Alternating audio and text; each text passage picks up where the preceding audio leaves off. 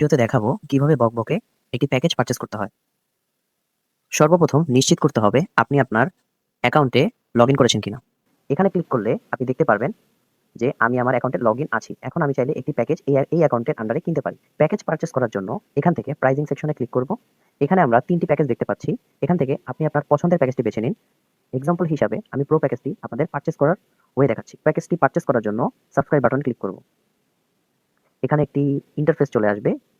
এখানে নিজের নাম্বার দিতে হবে যেটা দিয়ে আপনি পেমেন্ট করতে যাচ্ছেন। আমি আমার নাম্বার দিয়ে দিচ্ছি।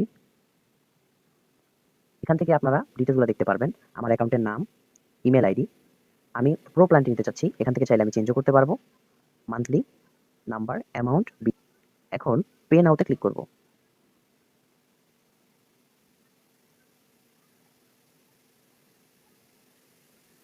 এই যে এখন আমার কাছে card, mobile banking, net banking এখানে ৩ মাধ্যমে আমি চাইলে পেমেন্টটি করতে পারবো। আমি চাচ্ছি মোবাইল ব্যাংকিং এর মাধ্যমে পেমেন্টটি করতে। তাই মোবাইল ব্যাংকিং ক্লিক করব। ক্লিক করে এখান থেকে আমি আমার পছন্দের মাধ্যমটি বেছে নিব। এক্সাম্পল হিসাবে আমি চাচ্ছি বিকাশ থেকে পেমেন্ট করতে। বিকাশে ক্লিক করব। বিকাশে ক্লিক করে এখান থেকে পে তে ক্লিক করব।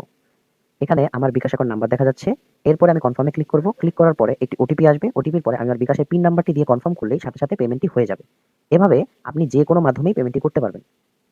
আপনার প্যাকেজটি সম্পূর্ণ হলে এখানে অটোমেটিকভাবে আপনার অ্যাকাউন্টে প্যাকেজটি অ্যাক্টিভ হয়ে যাবে।